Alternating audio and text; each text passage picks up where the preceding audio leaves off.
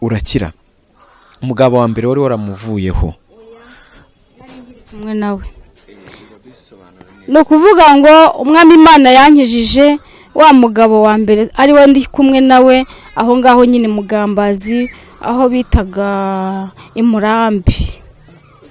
ni ukuvuga ngo umuntu wagufashe ku ngufu ufite imyaka 15 niwe n'ubu muri kumwe? Oya, ntabwo ari we turi kumwe. Ntangira nababwiye ko ndi umugore w'abagabo 4 ariko ntagira n'umwe ndi kumwe nawe ubu ngubu.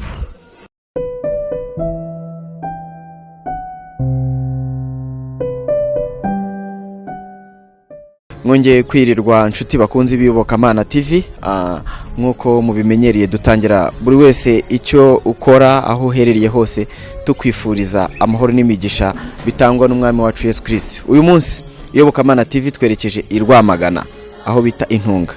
Kuri kamera z'iyobokamana TV murahabona umumama ushima Imana. Hari byinshi yanyuzemo bitari bimworoheye ariko nanone bakishimiraho Yesu yamukuye nuko hagaze ubu ngubu. Ninde uri kuri kamera z'iyobokamana TV? Nitwa Mukanshimiye iri minota. Ndi umubyeyi ushima Imana. Ubu tuvugana ndi umubyeyi ufite abana 6 ariko mbyaye 9, 3 rero ntibakiriho. Ariko nubwo ndi umubyeyi nta mugabo ubu ngubu mfite ndi njyenyine n'abana. Imana izi impamvu y'ibyo byose kandi ishimwe kuko ikomeje kugukomeza mu kuyikorera. Turagira utangire utubwira wavutse ryari, wavukiye he? Navukiye mu karere ka Kicukiro ubu ngubu, umurenge waho ni Nyarubunga, akagari ni Nonko, umudugudu ni Runyonza. Navutse 1973. Hanyuma ababyeyi banjye niho bari batuye kandi n'ubu umuryango wanjye niho ukiri.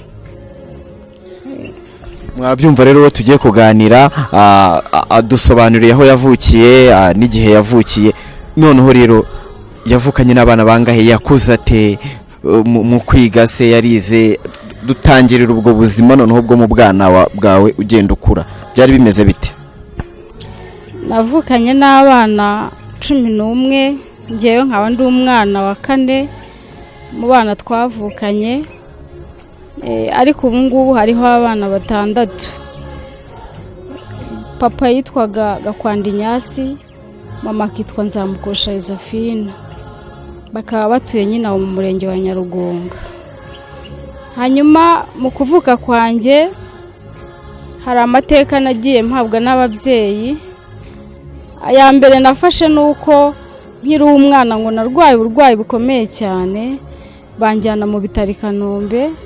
Hanyuma ninda gukira, ababyeyi barambirwa kundwaza, baza kunta mu bitaro. Bantaye mu bitaro, abaganga banyitaho baramvuza. Mu kumvuza rero Imana yaje kungirira neza, ndakira. Maje gukira, abaganga baje kumfata bajya kundangisha mu quartier aho bari nari navuye. Hanyuma ababyeyi baza kunsubizwa ndi muzima, narakize. Ariko ubwo buzima n'ubundi nari ntangiye bwakomeje kuba intandaro y'ubuzima bubi bwanjye, kuko nagize ibyago mvukira mu muryango uterekera, ubandwa, ukorera Satani ku buryo bugaragara. Ngewe rero naje kugira ibyago, nyogokuru mbyara antanga kuri Nyabingi, arayinongera kugira ngo nzayikurere. Hanyuma nakuze muri ubwo buzima bwo kugirirwa nabi n'abadayimoni, kuko ndibuka ko natangiriye ishuri aho bita mu Busanza, niho nize primaire. Ni nayo mashuri nize, gusa nize primaire kuva mu wa 1 kugera mu wa 8 ariko sinayisoza. Mu kwiga kwanjye rero nize ndi umuhanga ariko nkiga nabi kubera ko Satani yahoraga anyica uko bwishe nuko bukeye. Nagendaga ndi muzima, ababyeyi bagahabwa amakuru yuko napfiriye mu nzira, bakaza kundaruza bakanjyana kwa muganga. bangezayo kwa muganga nkahita nkira nkagaruka ndi muzima. Ubwo buzima mbubamo ndwariramo indwara yitwa sima iranyica cyane, buri munsi nkaba ntafite ubuzima buzima. Hanyuma icyo naje kongera kubona cyuko nari mfite ibimenyetso by'uko nabanaga na Nyabingi, igihe kimwe naje kuba impumyi, kandi impumyi ariko ndeba, ku buryo nabaye umusazi. Najya njya mu nzu nkirukanka nkakubita ku bikuta, nkagaruka nkakubita ibindi, ababyeyi barankingirana mu nzu. Hanyuma nza gukira, ariko nkira mfite bya bisebe n'ububabare bwa kwa kuntu nikubitaga ku nzu nkagaruka ku yindi, ababyeyi barankingiranye. Cyaje kunkiza aho ngaho, nyogokuru wari warantanze kuri Nyabingi ngo yaje kujya kuraguza. Agiye kuraguza ngo baramubwira ngo nagenda ashaka ihene y'ibara rimwe ayibage, namara kuyibaga ngo ayishyire hariya. Baramubwira ngo hari umuntu uri buze kuyiba, ntago turi buyirye cyangwa ngo tugire ikindi tuyikoresha, ngo uwo muntu naza kuyiba ngewe ndi bukire. Ibyo bintu koko niko byagenze. Haje umuntu w'umudamu, ihene arayikorera yose, ariko amaze kuyikora ngewe ndakira, ndareba, ndongera asubira mu buzima. Ariko si uko nari nkize, ahubwo dayimoni zari zikindimo. Hanyuma y'ibyo nakomeje ubwo buzima, nkagenda, abantu bakavuga ngo ndwara igicuri, kuko nagendaga igihe cyose, igihe bimfatiye nkagwa mu nzira, ababyeyi bakaza kuntoragura cyangwa se bakantoragura banjyana kwa muganga. Ariko nticyari igicuri, ahubwo cyari abadayimoni. Urwo rugendo ruba rurerure, ndi kumwe n'ababyeyi, kenshi hakaba igihe bintwaye bikana nk'ahantu ntibazamenye n'aho byantaye, aho nzagarurira ubwenge akaba aribwo nongera gusubira mu muryango. Hanyuma ngize rero imyaka 15, muri urwo rugendo rwabaye rurerure, nagiye gusura masenge ahantu bita Mugambazi. Ndezeyo, umuntu waho w'umuhungu aramfata ku ngufu, maze kumfata ku ngufu yarangumanye angira umugore. Ubwo kwiga biba birangiriye aho. Nari ngeze mu gihembwe cya 2, nari mfite imyaka 15. Ubwo ndabaye umugore mfite imyaka 15. Hanyuma aho ngaho niho za Nyabingi noneho zaje zirigaragaza, kuko icyo gihe nibwo byamvugiyemo, bikavuga ngo kuki mwadufatiye umwana mukamugira umugore mutaradukwereye, ngo none rero kubera izo mpamvu mutwemerere mumusubize iwabo, cyangwa niba mutamushubije iwabo tumwice cyangwa se yemere kudukorera. Ariko ngewe muri ngewe nkumva nta mutima afite wo gukorera Nyabingi, kuko ngewe nakuze n'ubundi mbyanga. Ikimenyetso kinyereka ko Imana yankunze urukundo rwayo mbere na mbere, nuko bajyaga bajya kubandwa no guterekera, ngiye nkiruka ngahunga, habwa nti sinshaka kubana namwe muri ibyo bintu mukora. Kenshi ugasanga barambwira ngo wa mukobwa we uri bwoko ki, wavuye he, waturutse hehe. Ubu nibwo mbona ko ari urukundo Imana yankunze kuva nkivuka. Hanyuma rero ubwo byamaze kujya binyica bikamvugiramo ndi umudamu, byatangiye gutomora bivuga mfite umwana w'imfura. Ubu ni umudamu abyaye 3. Uwo mwana rero Satani yantandukanyije nawe, kuko iyo nabaga mufite ngo nashakaga kumwica, abantu rero baramunyaka baramutwara. Mba muri urwo rugo ariko ndi umusazi. Rimwe byarazaga nkataka nk'abaroga, nkavuga ngo ye baba ndapfuye, ariko abona atakiraga ntawabashaga kubona ibituma ntaka. Buriya umusazi iyo yirukanka aba afite impamvu. Iyo umubonye ujya uva mu nzira, kuko utamuvuye mu nzira yaguhitana. Nanjye nabonye ko ibyo bintu byazaga, narabirebaga, ariko twabaga turi kumwe ntago yabibonaga. Ubwo nkavuza induru biranyishe ngibiriya ndabireba, abantu bataratangiye arasaze, mu kanya gato bikaba bingezemo, byangeramo bikanyica, bikankubita, bikambabaza mu buryo bwose bushoboka, ngo kubera iki wanze kudukorera. Nanjye nkavuga ngo sinshaka gukorera Satani, wenda muzanyice cyangwa se mugire ukundi mungenza, ariko sinzabakorera. ubwo uko navuga ngo sinzabakorera niko byarushagaho kumbabaza cyane. Ubwo igihe cyaza kugera nagirirwa amahirwe nkabona biragiye, ariko ntibyaciriye aho, byarazaga bikantwara. Hari igihe byanjyanaga mu birunga nkagenda nkajyayo, ubwo abantu babaga turi kumwe ntibamenyaga irengero ryanjye, dore ko nabaga ndi no mu nzu bankingirana bikanyuza mu mabati hejuru cyangwa mu mwenge wose ushoboka wabaga uri muri iyo nzu. Nkagenda gutyo, ariko nkabona abadayimoni kuko bazaga bambaye intuza amakoma ashabuye gutyo hejuru, bambaye ubusa. Nkabona n'abakecuru, nkabona abandi n'abasaza, bakambwira ngo tuje kukujyana kandi noneho ntitugusigaza, byanze bikunze turakwica kuko wanze kudukorera. Nanjye nkavuga nti sinzabakorera, iryo jambo niryo nahoragamo gusa ngo sinzabakorera uko muzashaka muzanyezo. Aho ngaho nyihari ntago nakwibagirwa uburetwa byankoresheje. Hari igihe ngo banzaniraga nk'ibiryo bitunze umuryango wose, ngiye nkabirya nkabirangiza. Banzanira ijerekani y'ubushera, ngiye nkayinywa nkayirangiza. Ntago kubivuga binkojeje isoni, kuko ndavugaho umwami wanjye Yesu yankuye, aho yantaruye, kuko muri iyi minsi ya none abantu batinya kubivuga, ariko ngiyeho nta soni mfite. Icyo nshaka nuko abantu bamenya yuko Yesu agira neza. Ubwo byanjyanaga aho ngaho mu birunga, nkagenda nkabayo, namarayo icyumweru, namarayo 2, ariko ntawabaga aza ahantu ndi. Igihe cyaje kugera rero, banjyana mu bapfumu bose bashoboka, ariko nta muntu wabashe kundengera no kumvura, kugeza ubwo byagiye bingira ikiragi, nkabikiragi simvuge kandi numva, ariko kuvuga bikananira. Kugeza ubwo byagiye bingira impumyi, nkahuma simbone kandi amaso yanjye akanuye, simbone umuntu nkiza. Imana rero yo kabyara yo kabaho, urukundo rwayo rwaje kungenderera runyuze mu bantu Imana yagiriye neza, nabo yahaye agakiza.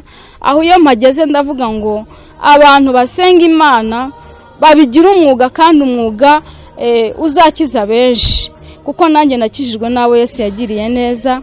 Hari umugabo wajya gaca aho nari ntuye, aho biti Mugambazi, yari umukozi ukora muri ibi bintu byo gucukura amabuye y'agaciro, ari umuyobozi, ngo yari umusuteretse.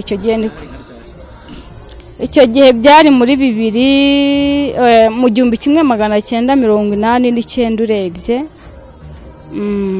cyangwa se 1990 niho narindi icyo gihe.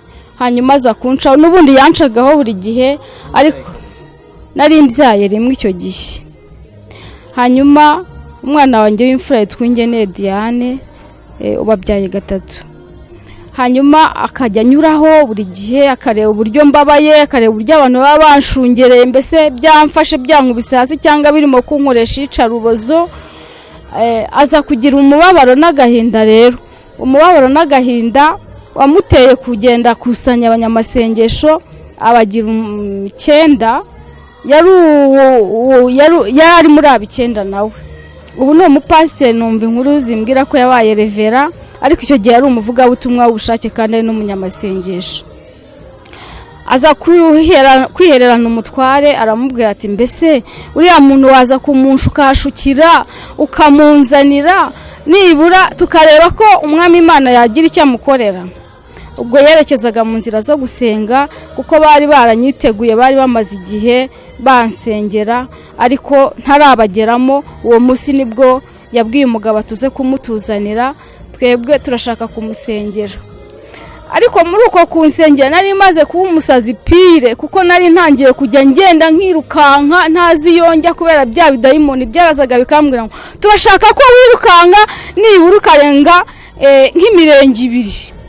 Ubwo nahitaga mfashamo nkirukanka ntazi yonjya, ari ukugenda ndorongotana, nanyura mu mashyamba, nanyura mu mihanda, nanyura hehe, aho byanyuzaga hose, kuko byabaga bindi imbere ibindi inyuma, nagendaga nkurikiye ibindi imbere.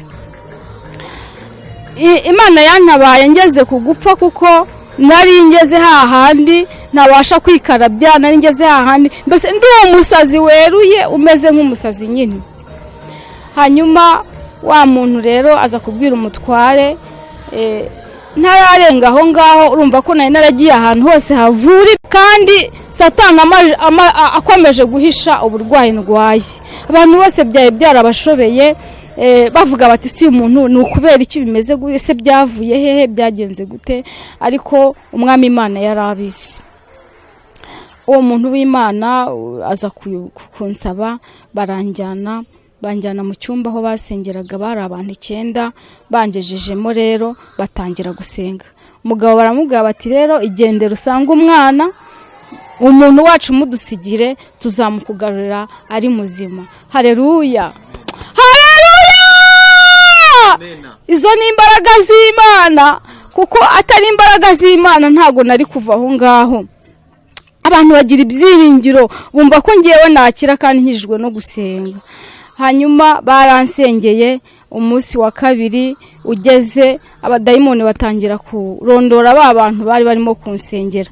Akabwira umwe, bari abagabo, kamubwira ati wowe ntuze kumbwira ngo mu izina rya Yesu, kuko hahandi dusangira itabi, hahandi hijimye, nawe uratinyuka ukambwira ngo mu izina rya Yesu. Ati ubwo ngwino tugende. Uwo akaba agiye ku ruhande, undi akamubwira ati uri umusambanyi, hahandi igihe ubikora mba nkureba, none uratinyuka ukambwira ngo mu izina rya Yesu. Uwo akaba aragiye, akongera akabwira ati wowe hahandi dusangirira inzoga ntaguhazi, none uratinyuka ukambwira ngo mu izina rya Yesu ngende. Ngo ntaho ngiye, ahubwo nureba nabi ndaza kukujyamo ari wowe. Satani arabarondora, nasigaranye n'abagabo 2 bonyine muri abo bantu 9, abandi bose baragenda. Abagabo baramfata barangumana, bareka imirimo yabo bakoraga, iminsi 7 irarangira. Nakize ku munsi wa 7 nibwo abadayimoni batangiye kwivuga, bavuga aho bava, baravuga ngo twebwe ngo nyirakuru yaramuduhaye ngo azadukorere, ngo amutanga kuri Nyabingi, ngo none nicyo dushaka, turashaka kaza kudukorera. Abakozi b'Imana bahataho baravuga bati ntitubishaka, turamwimanye, ni umwana w'Imana azakorera Imana. Badayimoni bakanga bati ntitugenda, n'inzu yacu barayiduhaye. Abandi bati ntago ari inzu y'abadayimoni, muvemo mugende musubire kuwabohereje. Igihe cyarageze rero, ku munsi wa 7 niwe bemeye, baravuga ngo turahiye turarangiye, ngo nimutubabarire tugende ntago tuzagaruka. Barababwira ngo nimutubwira aho mugiye naho tubakurikire. Ubwo ngiye bari bamaze kumvamo, basanga wa mukecuru ari warantanze kuri Nyabingi, yari nyogokuru byara data, kandi twari duturanye hari i Kanombe kuri Nonko mu mudugudu wa Runyonzi. Hanyuma rero ibyo birangiye, ba abantu bansengeraga ntibarekeye iyo ngo bantange, ahubwo bakoze ku butunzi bwabo. Ari nacyo nshishikariza abana b'Imana binjiye muri Yesu neza, kugira ngo nabo bagire urukundo nk'urwo Yesu yatugiriye. Kuko nanjye icyo gihe urukundo Imana yangiriye rwanyuze muri abo bantu, kandi nabo bemera kwitanga, nanjye baranzahura barankiza. Ubwo bafashe ku butunzi bwabo, baratega bava Mugambazi, niko hitwaga icyo gihe muri aho nari narashakiye, baraza banzana i Kanombe wacu aho mvuka. Bahangejeje babwira data bati ikisha umwana wawe yararwaye abadayimoni, mama wawe kubyara yari yaramutanze kuri Nyabingi. Hanyuma papa arasara ati nta kuntu bishoboka, kubera iki wantangiye umwana ukamushyira kuri Nyabingi. Umukecuru ati rwose mbabarira, umwana wawe naramukundaga, nicyo cyatumye mutanga kuri Nyabingi. Papa ati ntago mbyumva, simbyemera, wari ufite abuzukuru benshi bagomba gutanga, ariko ntibagomba gutanga umwana wanjye. Nuko abo bakozi b'Imana baramubwira bati rero turashaka ko ibyo bintu wamushyizeho abikurwaho, ukagira ukundi kuntu bigenza, ukanabiduha tukanabitwiga. Umukecuru rero yarabyemeye, kuko Imana yari yahageze, nta hantu yari kuyihungira. Nanjye mbona ubutsinzi ubwo ngubwo, baje kumubwira bati bimuvanemo ubisubizeho wabivanye. Ubwo uko yabikoze ntago nkuzi, ariko icyo nshimira Imana nuko icyo gihe Imana yanesheje nkakira abo badayimoni, Imana ikangirira neza. Abo bakozi b'Imana rero ntibyarangiriye aho, baragiye barabisenyera. Bamaje kubisenyera baratwika ibintu byose, baratwika. Barangije gutwika babwira uwo mukecuru bati ntago wihana ngo tugusengere. Umukecuru yanze kwihana. Haleluya. Maze kwanga kwihana, ariko ngiye mba nabonye intsinzi ya Yesu. Yanze kwihana, abakozi b'Imana barigendeye kuko washaka uwo Imana yashakaga yari ngewe. Haleluya. Oh haleluya. Imana ishimwe. We yashakaga yari ngewe, ntabwo yari yari uwo mukecuru. Basubiye barigendera, bamaze kwigendera nanjye bansubira nayo, nta handi muzima. Intsinzi ya Yesu iraboneka, nanjye ndashima Imana ko nakiza abo badayimoni. Imana ishimwe. Nuko uwo mukecuru rero wanze kwihana, urwo nagombaga gupfa niwe warupfuye, urwo yarankaniye niwe warwikaniye, kuko urupfu yapfuye ari ku gasozi akisiga umwanda yabaga amaze gushyira hasi, yamara kuwisiga undi akawurya, byarangira agafata ikiringiti akagikenyera akagenda amanywa y'ihangwa abantu bose bamubona. Haleluya. Imana ishimwe. Imana irakomeye, Imana irashoboye, nta hantu kure yatakura umuntu, nta n'ahantu kure itamugeza. Ubwo buhamya rero, ubwo kuntu Imana yangiriye neza, nyuma y'ibyo nibwo naje kuryama. Mwumva ukuntu Imana itugirira neza twebwe tutayizi, tutazi niyo biva niyo bijya. Naje kuryama, nza kugira iyerekwa. Nyiri muri ubwo bupagani bwanjye ntabwo nari nagakizwa. Ngiye kubona mbona icyuma nari ndyamyemo, mbona haje umucyo mwinshi cyane. Uwo mucyo ngiye kubona mbona hajemo umugabo wita Yesu. Oh haleluya. Imana ishimwe. Umugabo wita Yesu mbona mpagaze imbere muri uwo mucyo mwinshi. Amaze kumpagarara imbere arambwira ngo urareba? Ndavuga ngo ndareba. Ngo umva ibyo ngiye kuganira nawe? Ndavuga ngo yego. Arazana filime z'ibintu nagiye nyuramo kuva mfite imyaka 12 kugeza ubwo nari mpagararanye nawe.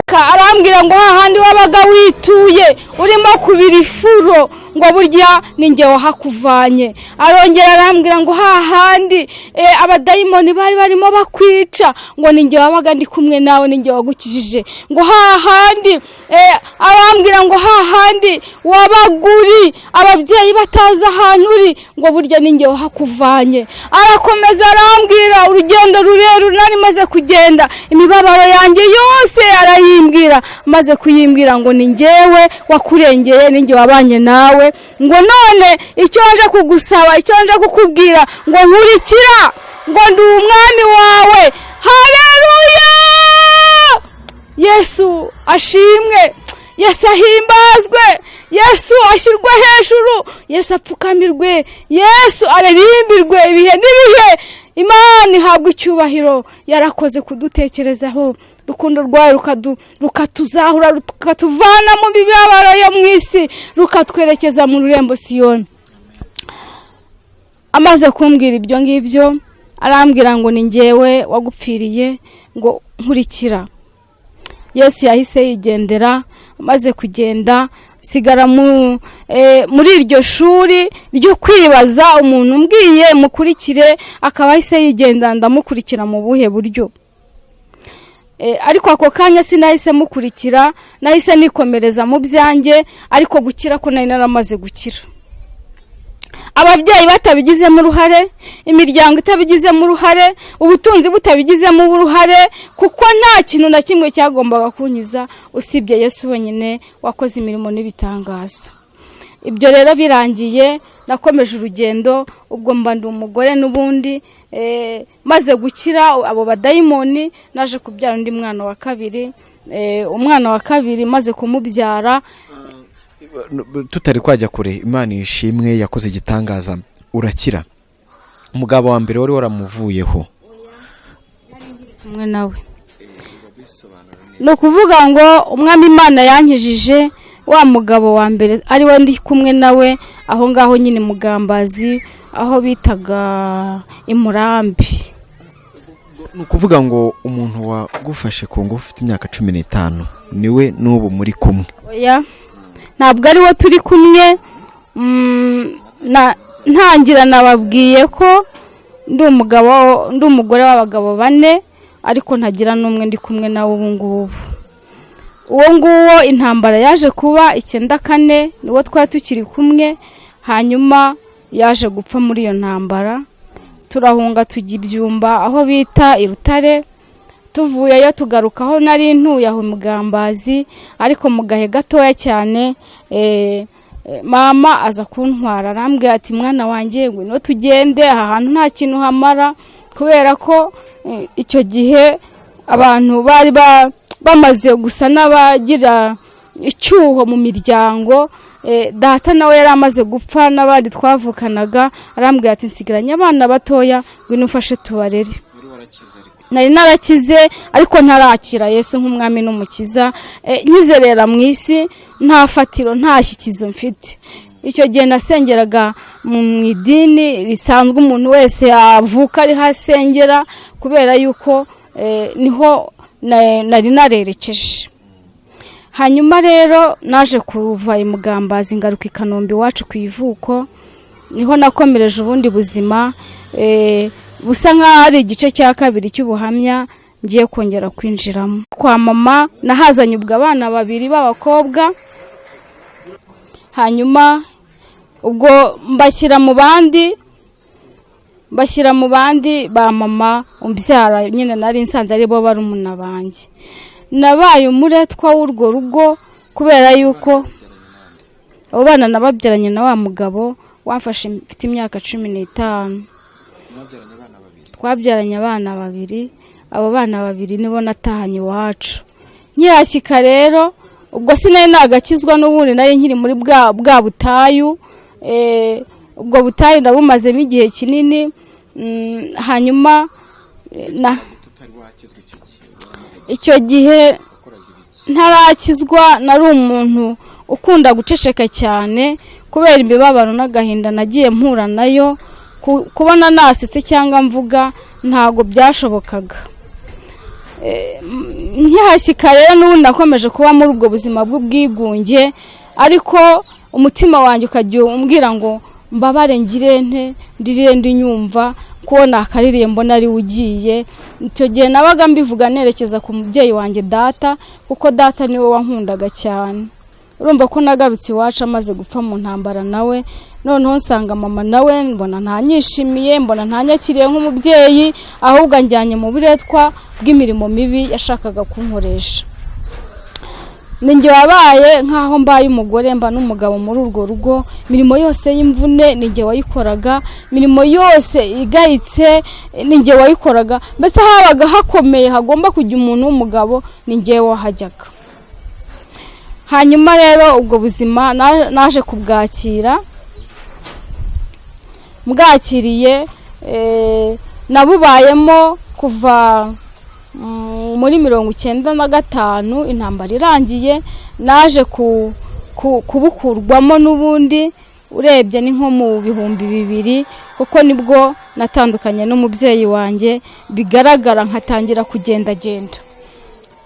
Muri ubwo buzima rero bwo kubana n'umubyeyi wanjye ntago nitwaye neza kubera iyo mibabaro. Naje gushakisha uburyo nakongera gushaka kugira ngo ndebe ko nacika ubwo buzima.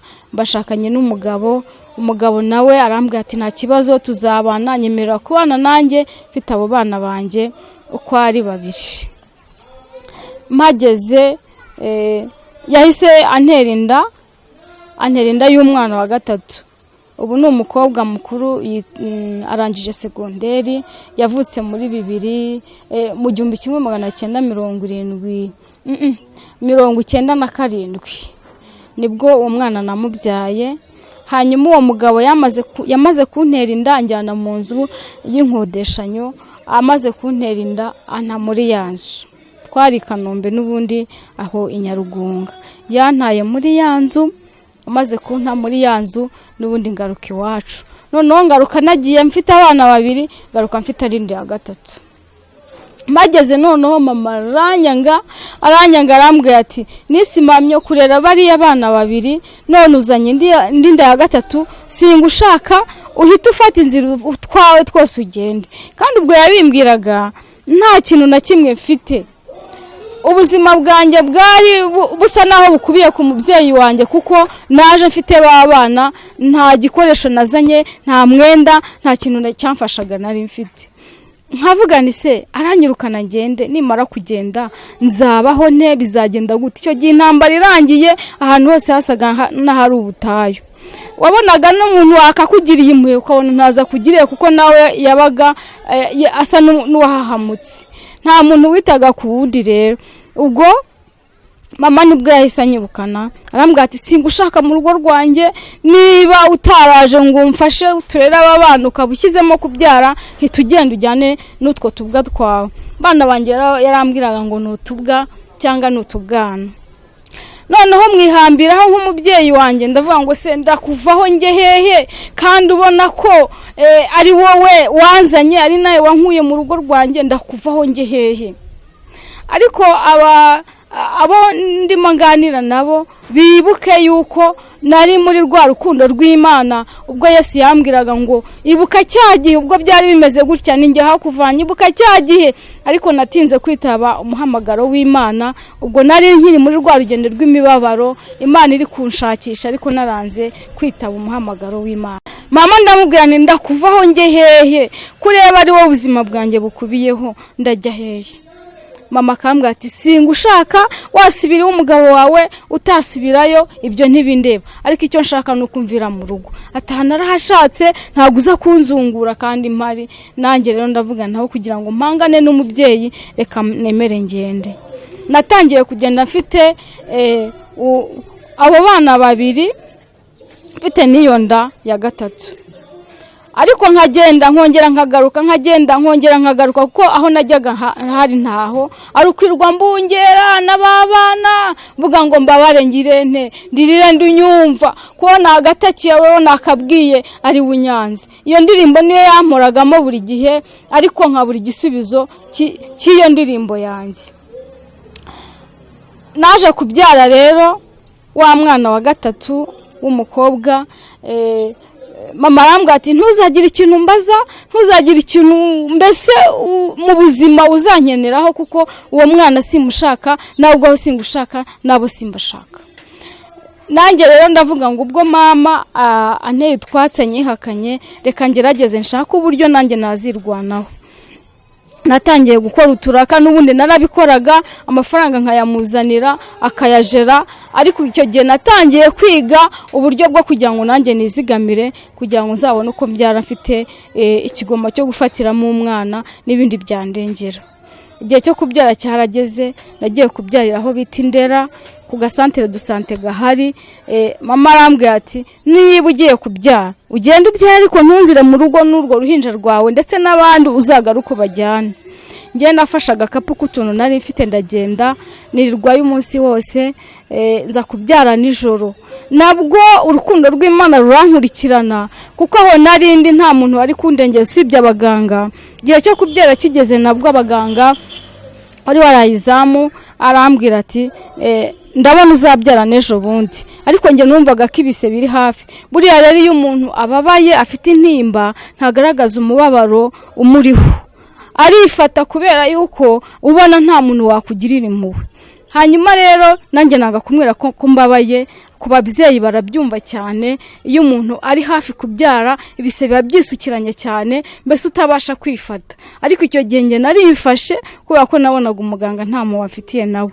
igihe agiye mu cyumba agiye kuruhuka, njyewe inda yahise imfata, mpita mbwira umuntu wari uhari ntigenda umubwire ko inda igiye kuvuka aza ankorere serivisi agomba kunkorera. muganga aramubwira ngo uriya mugore ngo ntayongere kumpamagara ngo n'ejo bundi azagezayo. ndamubwira nti basi ntacyo mwihorere, Imana iranshyigikira, umwana wanjye ndamubyara. ubwo nari ngamije yuko igise kimanura umwana n'ikigaruka ndibuze ndibujya hasi nkapfukama nkabyara. uko nabitekereje niko byagenze, wa mwana naje kumubyara gutyo mubyarira hasi.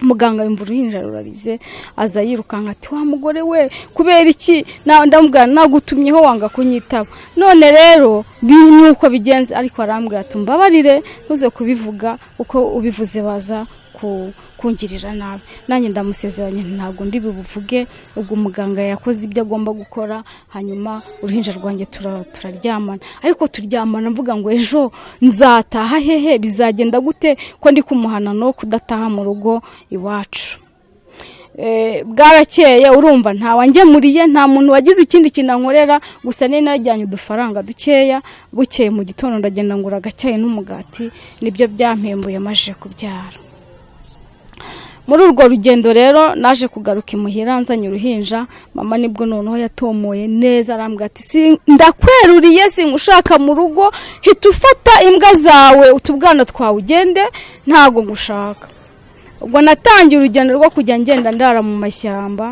n'ababana bwakwira nirwaga ngenda karitsiye yose ayi Kanombe iwacu bwakwira nkafata inzira nkajya mu ishyamba iryo shyamba nararagamo riri hariya hejuru yo kwa Haji hino yaho bita kuri 15 nyine hagati ya 15 na 12 iryo shyamba bararizi abahatuye nariraragamo rero